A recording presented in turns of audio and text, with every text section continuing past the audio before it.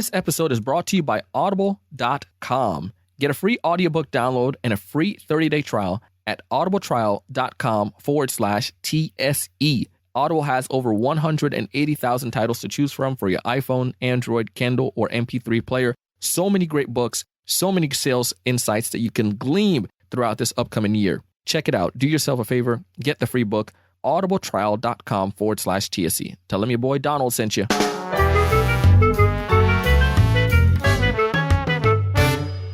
Sales from the street.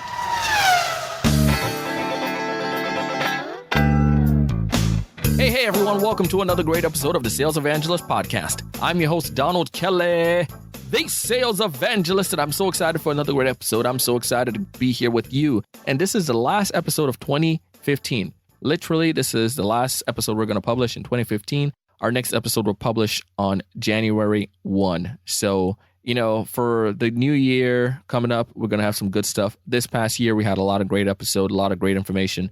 And, you just got to apply the stuff, man. You got to apply it to see the difference. I mentioned that before, but that's just the key. I want to give some big shout outs this week, though. I want to give a shout out to Charlotte. I also want to give a big shout out to Casey, to Jim, Aaron. Congratulations on the new role, Aaron. Pete, Ryan, thank you so much for connecting. And also want to give a big shout out to Andrew. Thank you always for being awesome and for the Christmas wish. Thank you so much. I appreciate that. And if you'd like to get connected with me, you can go ahead and find me on LinkedIn, Donald C. Kelly. You can find me on Twitter, Donald C. Kelly. You can also find me on Instagram, Donald C. Kelly, or on Facebook. You can like our Facebook page. It will be a great gift. I really would appreciate it. The Sales Evangelist. Or you can go ahead and join our private Facebook group. It is free. It is free. It is free. It is just for you. That's the Sales Evangelizers. That's where sellers like you and me, entrepreneurs, we get together. We share thoughts, insight. We learn. We ask questions, build strategic alliances, and come off conquerors. So check it out. It's totally free. The Sales Evangelizers. Now, if you want to take your sales to another level, you want to join our paid group. That's the TSE Hustlers League. I won't go ahead and get into details with that. You can go ahead and check it out, though. Go watch the video. It is thesalesevangelist.com/hustlers, thesalesevangelist.com/hustlers.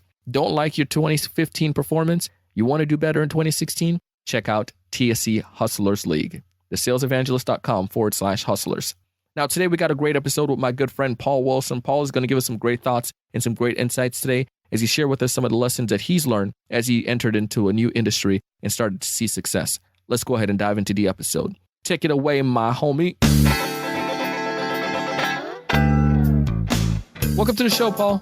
Hey, thanks for having me, Donald. Hey, man, I'm stoked to have you, man. I'm excited for this episode of Sales from the Street.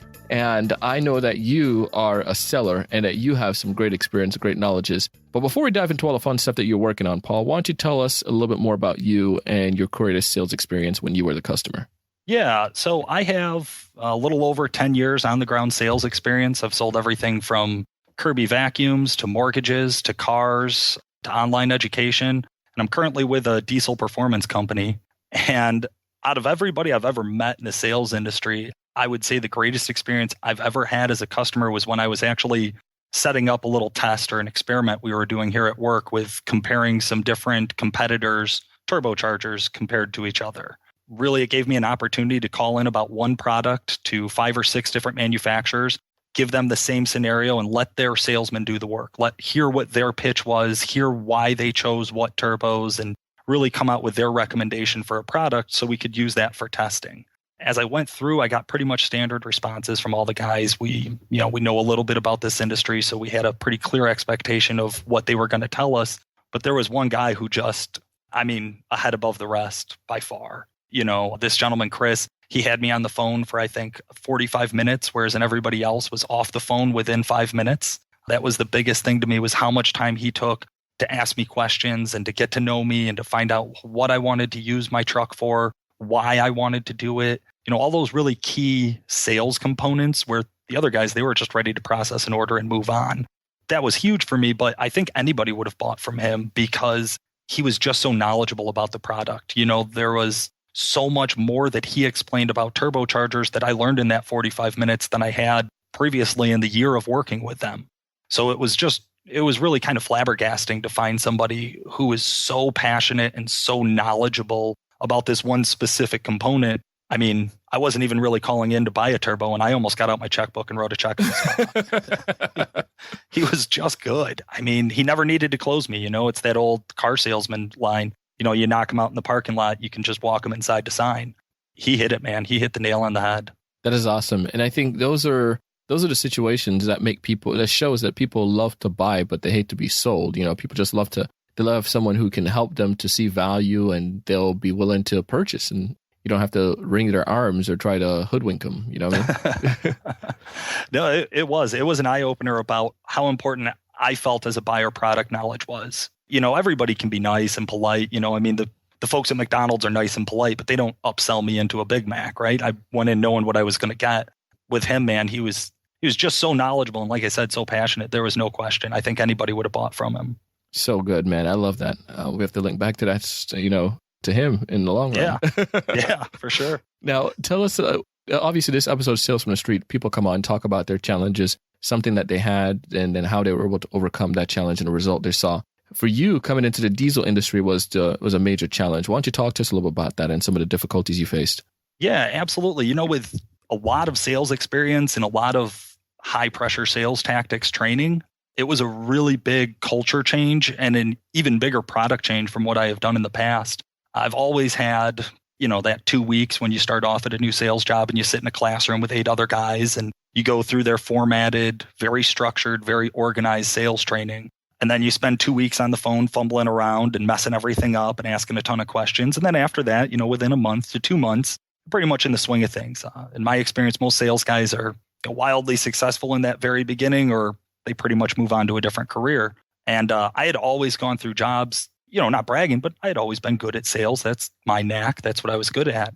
When I came here, I pitched them hard. I had applied twice and never got a call back from these guys. I finally had a day off from work and I called them. I happened to live about 20, 30 minutes away and said, hey, I'm going to bring you over my resume. Who should I drop it off with? And they were kind of a little standoffish, like, who's this over-aggressive salesy guy on the phone? And I came in and I just wanted it. It sounded like such a cool job working in diesel performance. These guys, 700-800 horsepower trucks driving around on the street, all sorts of cool, fun guy stuff going on. And I wanted to be a part of it. I was tired, man. I'd been working in a cube farm for 5-7 years, something like that. And it was getting dreary. So I saw the opportunity. I came in, and one of the things they asked me was, well, what are you going to bring to the table considering you don't know anything about diesel? And when I say I didn't know anything about diesel, I didn't know that they didn't have spark plugs on day one, which is something they consider pretty basic around here. So I really pushed them on, I can bring all of my sales expertise. I have outbound sales experience. It's something that they had never actually pursued business. They've always just produced quality media content about topics involving their industry. And people have always saw them as a knowledge leader and bought from them because of that. And I've never really been exposed to that. But before working here, I had never met anybody who had really built their whole business around that concept. And so it was very different. I had to learn a whole new sales process. They didn't want a Kirby vacuum sales cleaner guy on the phone. They wanted somebody who was knowledgeable, somebody who was intelligent about the industry. And so it took a long time, man. It took a long time to learn what we know now, to be able to do things like this. How did that affect you, knowing that, obviously you had the confidence, but knowing this was something totally different, that you were a fish out of water, and, it may take you a while to catch up to speed and start making money. Were you worried at all financially or any of that type of aspect? I took a pretty solid pay cut to come here.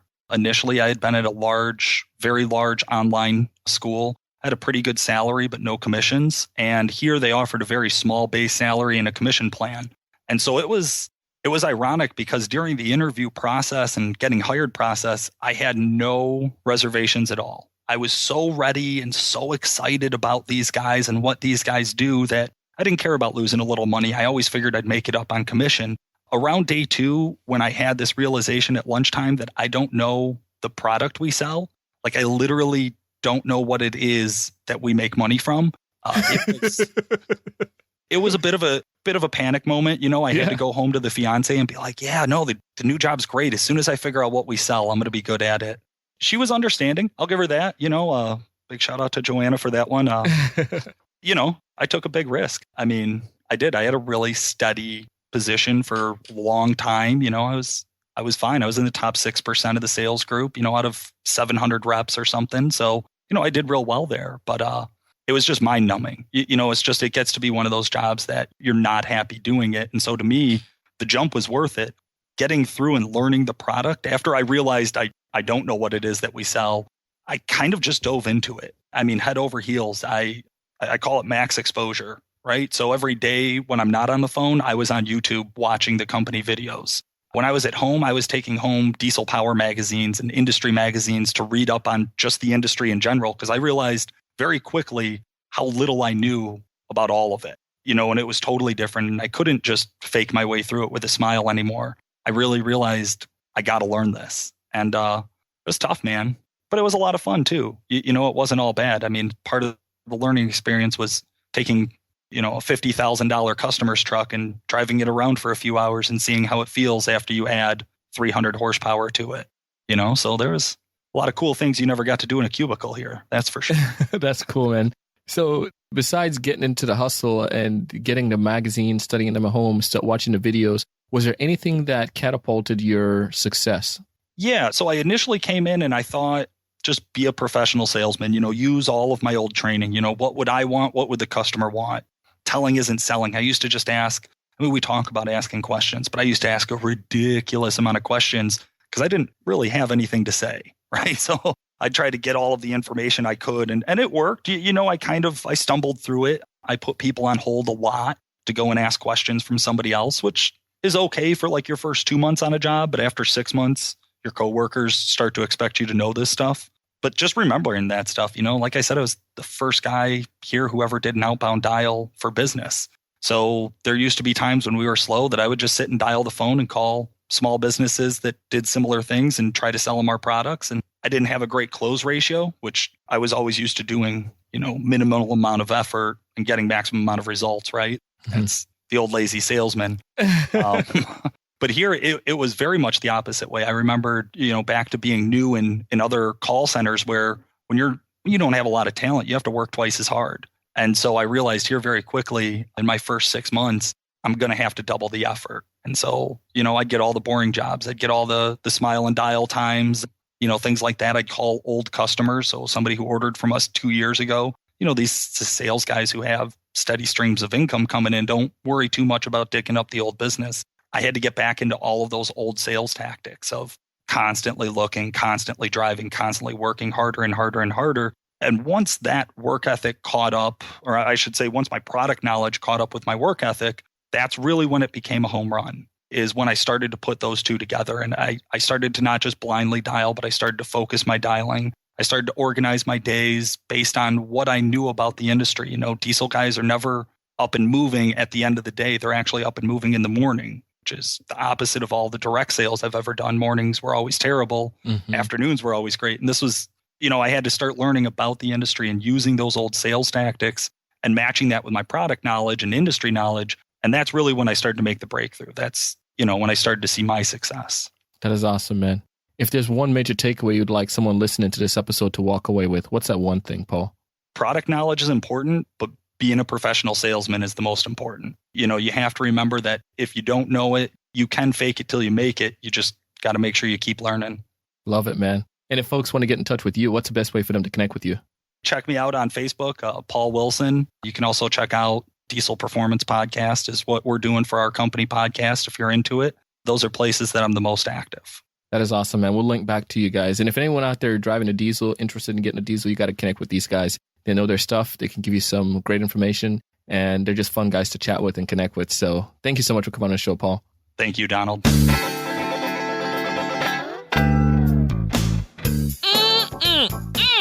Paul gave us some great information. As always, some great details there, great things that he did to be able to accomplish and see the success that he saw in his industry. And I know many of you may be new to sales or new to the industry that you're in.